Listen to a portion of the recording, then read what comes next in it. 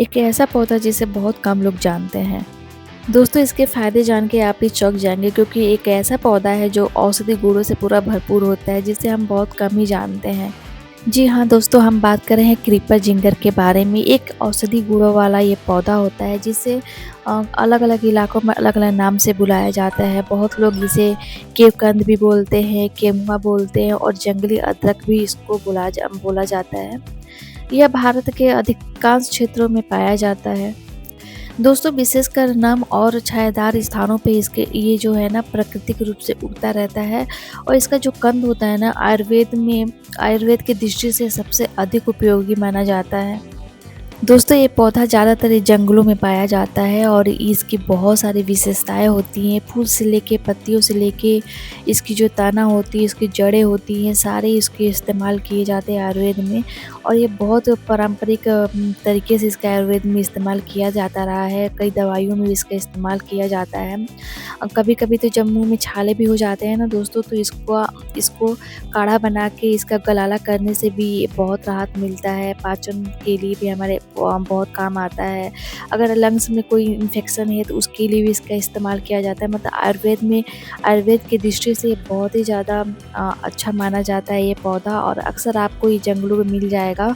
अगर ऐसे आप लेने जाएँगे दोस्तों तो ये बहुत ज़्यादा महँगा मिलता है दुकानों में। ऑनलाइन लेने जाएँगे तो वैसे तो बहुत कम ही मिलता है ये पौधा।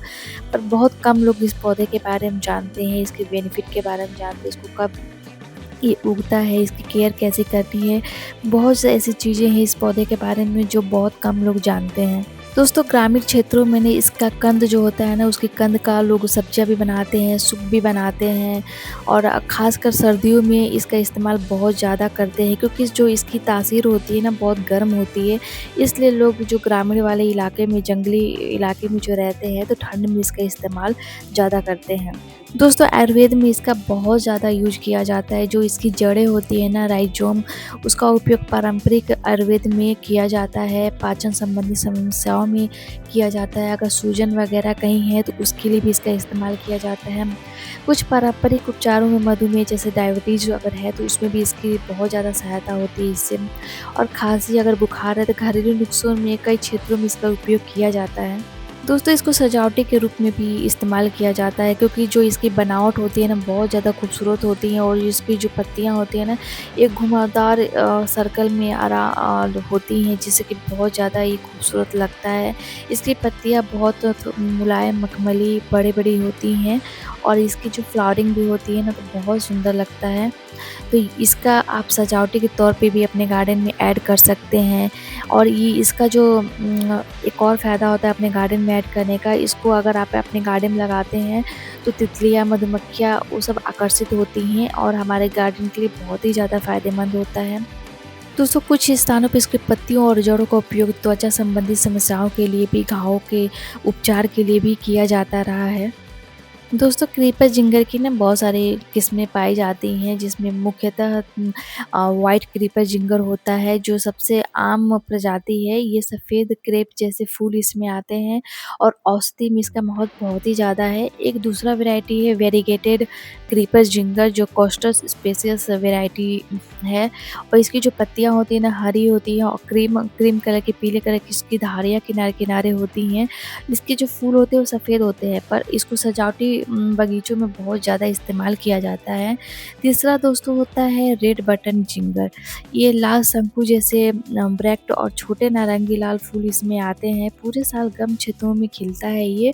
और चौथा होता है स्पिरल जिंगर कोस्टर।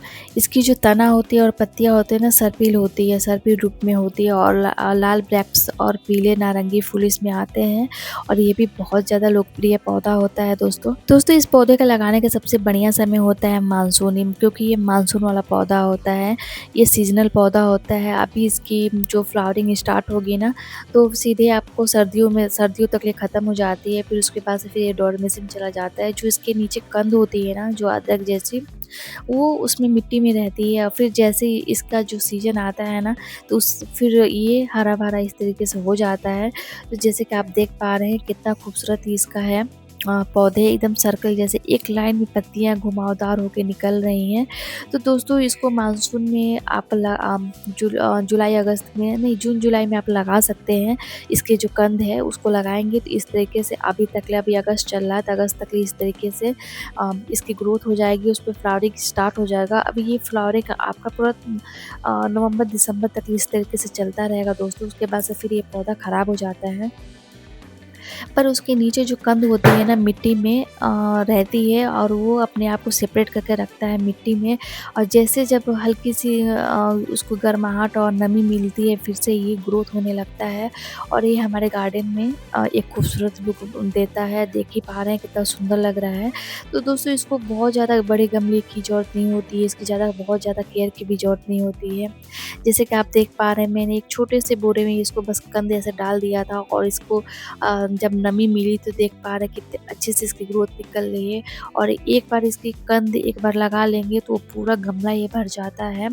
और इस पौधे से आप बहुत सारे पौधे तैयार कर सकते हैं। तो अभी भी ये ऑनलाइन अवेलेबल है, और नर्सरी और लोकल नर्सरी में उतना इसको नहीं देखा जाता है। और ये जो पौधा देख पा रहे हैं, मैंने जंगल से लाया था, और ये जंगल में बहुत आराम से मिल जाता है, क्योंकि औषधि पौधे हैं। एक ग्रामीण क्षेत्रों में जो जंगलों में लोग रहते हैं, वहाँ पे ये पौधे बहुत ज़्यादा पाए जाते हैं। दोस्तों इसकी देखभाल की बात की जाए तो इसको धूप बहुत ज़्यादा धूप नहीं चाहिए होता है, इसको नमी चाहिए होता है। 2-3 घंटे का धूप इसके लिए प्रॉपर है। पानी बहुत ज़्यादा नहीं देना होता है। मिट्टी इसकी थोड़ी-सी ऐसी बनानी है जैसे कि इसमें जो कंद होता है ना, उसको फैलने की जगह मिले, और पानी उसमें स्टोर ना होगा। पानी स्टोर होगा तो फिर हमारा जो कंद है ना वो सड़ जाएगा और ये पौधा ख़राब हो जाएगा।